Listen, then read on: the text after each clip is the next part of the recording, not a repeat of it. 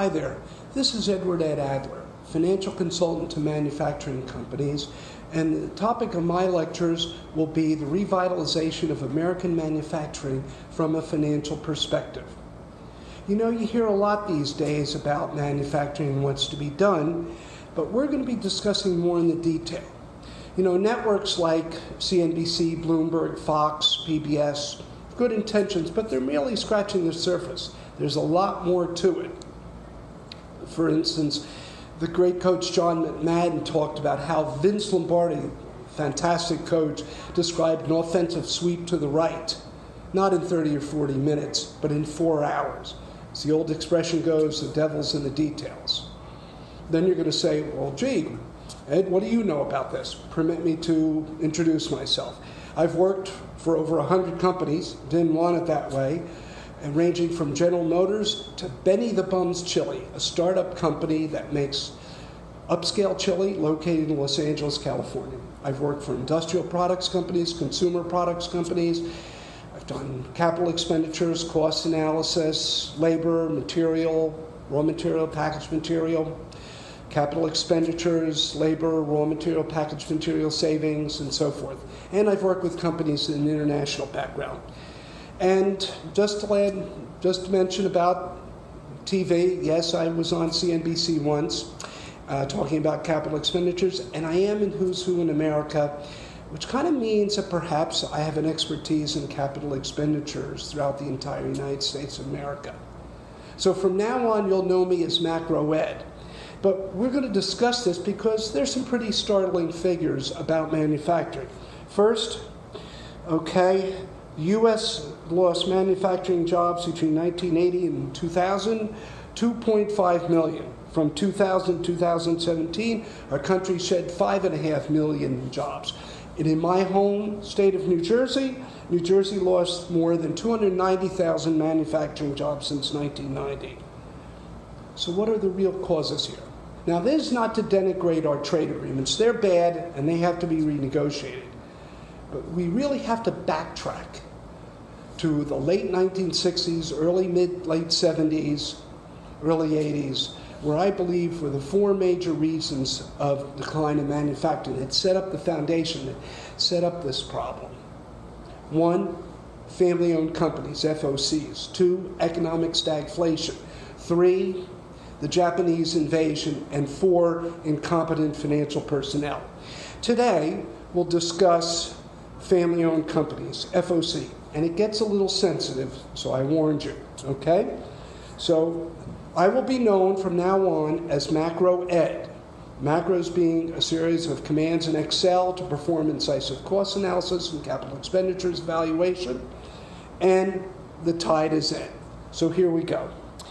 Backtrack to the late 60s, early mid-70s. There were a lot of family-owned manufacturing companies that dotted the landscape of the Northeast and Midwest. But now they were encountering a challenge. And what was that challenge? To expand or to sell out. Now they could just expand their manufacturing plants locally and export to other parts of the United States, distribute that is, or they could export to foreign countries, Europe, Latin America, or slowly but surely they could build manufacturing plants in other parts of the United States, in other parts in Europe, Latin America, or they could sell out. And this is where some other problems come into play. Now, these companies at that time were family-owned, and almost all the families were from a WASP background, white Anglo-Saxon Protestant. Thank you, E. Digby Baltzell, professor of sociology at the University of Pennsylvania, for coining that acronym. Now, the problem was they suffered from xenophobia. And to this day, we still have a problem of small manufacturing companies that suffer from xenophobia, whether they're from a WASP background, a Catholic background, or a Jewish background. Hey, gang, we all know 3 wrongs don't make a right. But getting back to here, this was the situation. People from a Catholic or Jewish background could work in the lower levels in assembly and manufacturing, but they were discriminated against from the white-collar positions. Those were reserved for immediate family, extended family, a cousin, nephew, and in-law, and perhaps a close family friend. And the families realized they would have to invest some capital, some money. So it took some underdoing. But they also realized it could be done on a gradual basis if they had the patience and perseverance. Unfortunately, they chose the latter. They sold out. And what happened from these acquiring companies made verbal commitments. And these verbal commitments really signified absolutely nothing.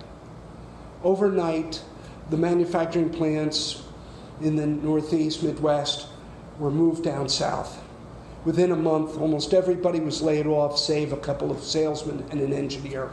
And within 2 or 3 months, they were let go too. It was a devastating effect, not only on the local economies, but on the manufacturing. Fast forward 20, 30 years, and you read letters to the editor in New Jersey, from the Courier News, the Home News, the Princeton newspapers, and the Bernardsville News, how these families that owned these companies at that time regret now what they're doing. Now living in Florida, North Carolina, and a few in New England area, they realize, one, they could have invested the money on a gradual basis and expanded and survived. Two, their companies were worth 40 to 75% more than what actually were sold for. So a company, let's say, worth $10 million, a lot of clams back then, was actually worth $14 to $17.5 million, a significant amount. Thirdly, they realized they could have gotten along with people. They could have worked with the ethnic Americans. And that was one of the problems they regretted. So here we have it right here, this tragedy of how some of our manufacturing was dealt a severe blow. Well, as we say in sports, it's going to get worse before it gets better. But there is light at the end of the tunnel, and the tide is out. So it's time for Macro Ed to ride out into the sunset. Catch you at the next high tide.